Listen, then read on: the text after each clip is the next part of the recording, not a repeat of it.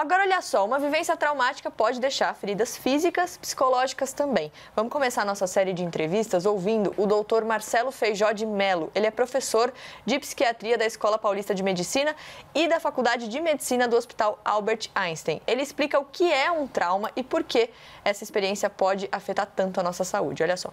A palavra trauma tem um sentido mais amplo. Etimologicamente, a origem da palavra tem uma origem grega, da palavra trauma em si, que significa ferida. Existe uma outra raiz indo-europeia que também significa trauma, a superação, suplantar, passar através. Então a palavra trauma pode também significar, além de machucar, de ferir, pode significar a superação de um indivíduo. O trauma ele pode ser físico, estudado pela traumatologia, ortopedia, emergências, acidentes, mas também existe o trauma psicológico, que também é muito conhecido. Do ponto de vista psicológico, o trauma seria uma experiência que afeta intensamente o funcionamento mental de um indivíduo, criando uma ruptura. Obrigada, doutor Marcelo, abrindo aqui a nossa série de entrevistas nesse programa que está falando como superar traumas, um assunto extremamente importante. Agora, como curar as feridas causadas por essa experiência traumática? Um dos jeitos é olhar para o trauma com outra perspectiva, ressignificar o que aconteceu. Agora a gente vai ouvir a Ana Paula Penha Dias, que é neurologista. Ela explica como essa estratégia pode ajudar a superar o problema. Olha só. O processo de superação do trauma, ele acontece quando o indivíduo consegue atribuir um novo significado para aquela situação que ele vivenciou. Então, ocorre a formação de novas conexões neurais através de um fenômeno que hoje a gente conhece como neuroplasticidade, e isso faz com que a pessoa atribua um novo significado, uma nova percepção da sua dor. Através desse fenômeno, é possível que a pessoa ressignifique aquilo que ela viveu e ela tenha mais resiliência diante da sua história. Tem outra questão também, né? Muitas vezes as pessoas têm medo de reviver o que aconteceu para não sentir aquela dor de novo, né? Quase como se o cérebro criasse uma barreira, né? Que você não consegue acessar aquele momento de novo e você vai deixando, até a hora que a dor pode chegar. E isso também pode ser perigoso, né? E por isso que eu acho que a gente precisa reconhecer as nossas limitações para buscar ajuda profissional quando a gente precisa para acessar esses momentos dolorosos. É muito difícil para mim acessar alguns lugares e o nosso cérebro até protege a gente de alguma maneira. A memória que eu tenho do acidente, por exemplo, é muito diferente. Eu falo para minha mãe que eu lembro dela tirar a gente do carro e estava um silêncio absoluto. Ela falou, não, o carro estava na contramão da rodovia, era um caos de buzina, mas a gente... E aí, para eu chegar perto desse lugar, eu precisei de ajuda. E acho que a gente precisa reconhecer que precisa de ajuda. Aliás, falando em ajuda aqui, já vou dizer para as pessoas que Karnal me chamou a atenção, que eu usei a palavra eminente quando eu queria ter usado iminente. Então, eu fico pensando numa tragédia iminente, no sentido de uma tragédia que está próxima a acontecer. É sempre importante lembrar, do ponto de vista teórico, que o recalcado volta sobre muitas máscaras. Então, eu não curo um trauma, eu ressignifico, como foi dito. Não é um trauma, mas para eu contar como isso acontece de forma muito breve, na minha escola não podia arrastar cadeira. Arrastar cadeiras ofendia a Deus, a Trindade, a Nossa Senhora, a gente ia para o inferno e não podia arrastar cadeiras. Todas as cadeiras tinham um feltro embaixo. E eu cresci assim. Enquanto eu fui professor de ensino médio fundamental, um aluno arrastava a cadeira, eu ficava muito irritado. Muito irritado, porque eu sofri muito com isso. E fazendo acompanhamento psicológico, não é um trauma, é só uma experiência, eu entendi que quem se irritava era a pequena irmã Clotilde que tinha dentro de mim.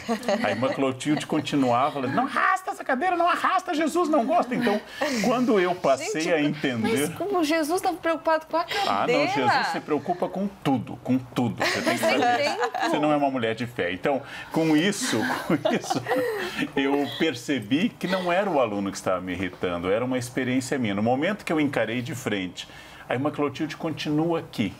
Mas agora eu sei o nome dela, o rosto, e sei que é uma memória minha. Não é um trauma, é só para mostrar que ela nunca sairá. Eu fui formado por esse espírito, mas agora eu sei que o aluno não está me ofendendo. Ele está ofendendo uma invenção e uma memória construída dentro de mim. Então, isso é ressignificar. Imagina então coisas graves como traumas, você pode lentamente ressignificar para que ele não te domine, para que ele tenha nome. Primeira estratégia de exorcismo dada por Jesus. Pergunta, como você se chama? Nos chamamos Legião. Primeira estratégia, saiba o nome do que lhe incomoda e você vai começar um exorcismo. É impressionante como o cérebro é poderoso nesse sentido, né, Rita? Ao mesmo tempo que ele pode bloquear a sua memória e não querer que você acesse aquele momento, aquela dor de novo, ele pode criar na sua memória justamente o que o Karnal falou. Claro, não é um trauma, mas como o nosso cérebro ele trabalha para criar o que a gente vai ter no futuro, né? Sim, e inclusive é importante a gente conseguir, né, transformar toda essa dor que a gente sente num sofrimento. Essa passagem é importante, porque quando a gente fica com essa dor constante, né, depois do trauma, isso causa uma série de problemas no nosso organismo, principalmente por causa do estresse. Vai aumentar a pressão, né, trazer vários outros problemas fisiológicos, diminuir a imunidade. Então, assim, as pessoas que não conseguem, de alguma forma, ressignificar isso, né, fazer essa transformação, elas acabam tendo, além do sofrimento psíquico, emocional, um sofrimento físico também muito grande, né? Desencadeando vários problemas, porque o corpo se sente numa vigia constante.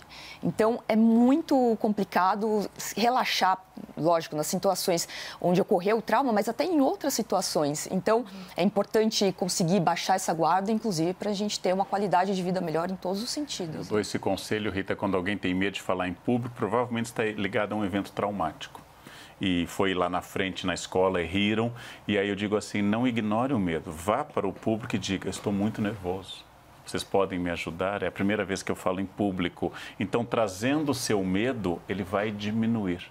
E diminuindo, você vai poder conviver com ele. Não tente parecer totalmente desinibido, nunca tome nada sem acompanhamento médico, mas lidando com o seu medo, você o domestica. É assim que se convive com a questão da perfectibilidade humana. Você não é perfeito, você não é feito até o fim, como eu, como qualquer pessoa.